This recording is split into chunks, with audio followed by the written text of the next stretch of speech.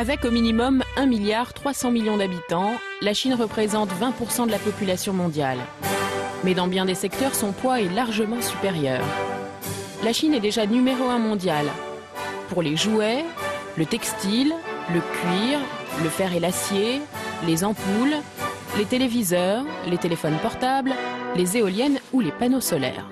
Mais il y a aussi les cartes mères, les appareils photo, le ciment, la céramique, l'aspirine, les vitamines, le granit. Ou encore l'aquaculture, les écrevisses, l'ail, le blé, le tabac, les chaussures, le nylon, les pianos, les bicyclettes, les briquets, les raquettes de tennis. Demain, la Chine sera leader mondial pour les chantiers navals. Elle l'est déjà pour l'automobile.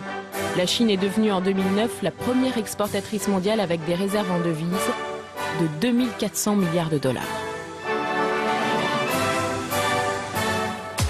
Il y a 30 ans, personne n'était riche en Chine. Aujourd'hui, il y a plusieurs centaines de millionnaires et même quelques milliardaires dans un pays officiellement toujours communiste. Les nouveaux princes de l'Empire ont fait fortune dans l'immobilier, l'automobile ou encore le luxe. Un Eldorado pour les grandes marques internationales. La Chine a bâti son développement économique grâce à une main-d'œuvre nombreuse et bon marché. Mais avec la hausse des salaires, la production bas de gamme a du plomb dans l'aile. L'atelier du monde doit se transformer. Prochaine cible des industriels chinois, le high-tech et les technologies vertes. Leur concurrence s'annonce redoutable.